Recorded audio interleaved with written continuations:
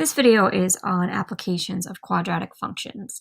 Example 1, it is important for businesses to strategically decide how much to sell their goods for in order to make a profit.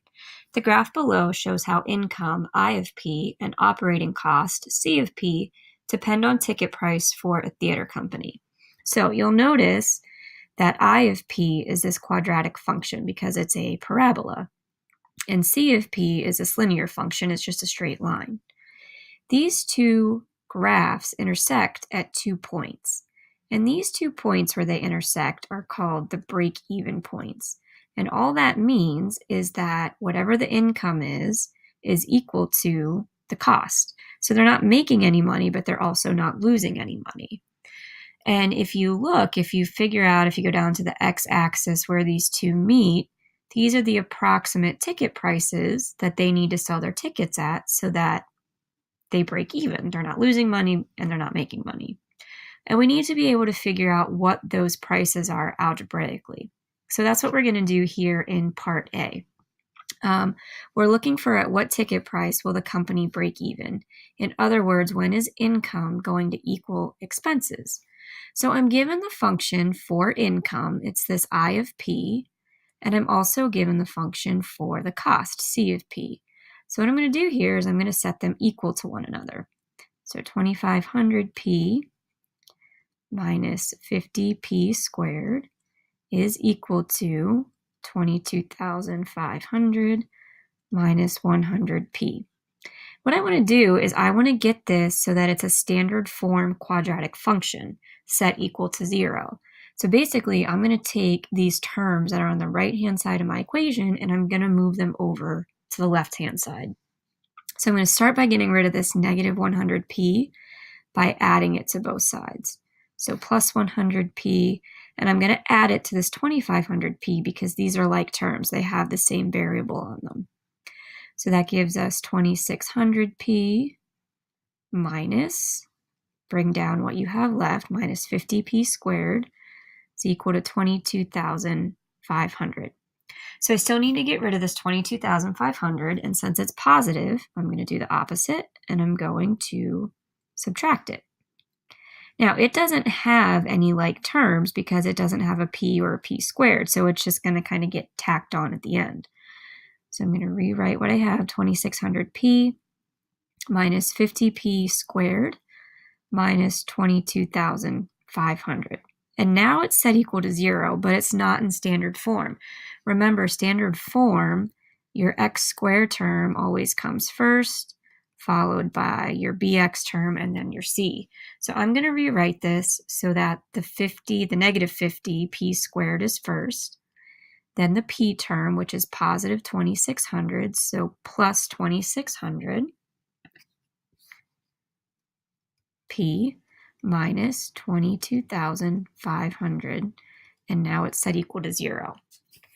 However, I'm not done yet. I still have to find those two ticket prices. So from here, this point right here, this equation, you're going to use this and you're going to solve it using the quadratic formula.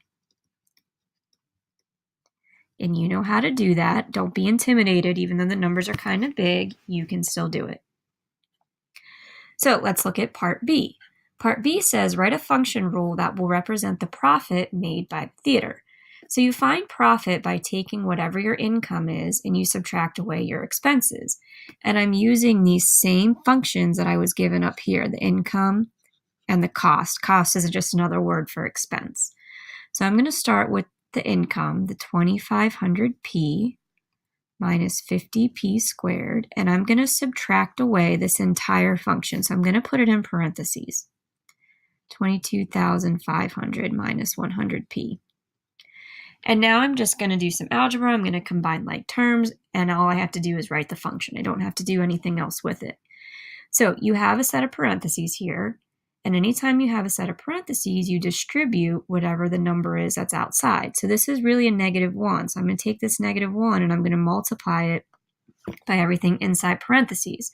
So all that ends up happening is I drop the parentheses and the signs are going to change. So let's rewrite this, 2500p minus 50p to the second minus 22,500 plus 100p.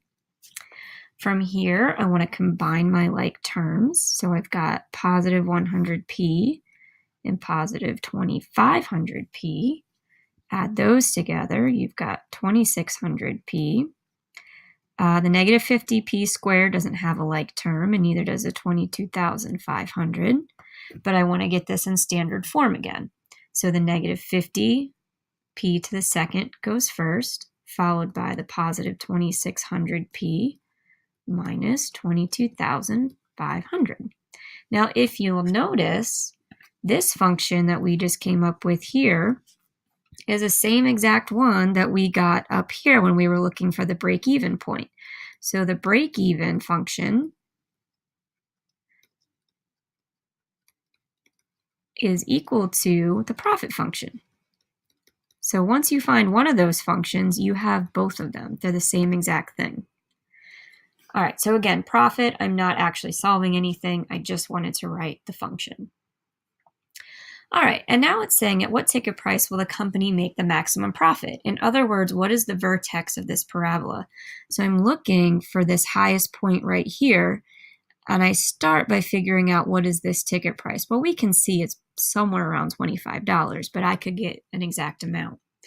So we're just looking for the vertex, which is the x and y value, that point on the graph.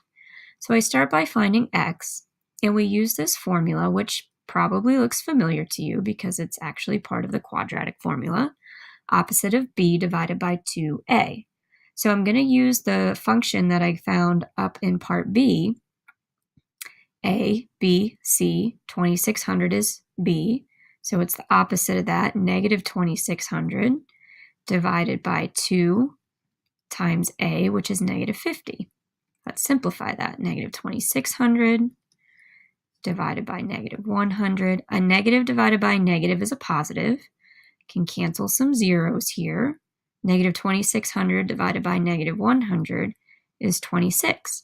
So if they sell each ticket for $26, they're going to reach their maximum profit.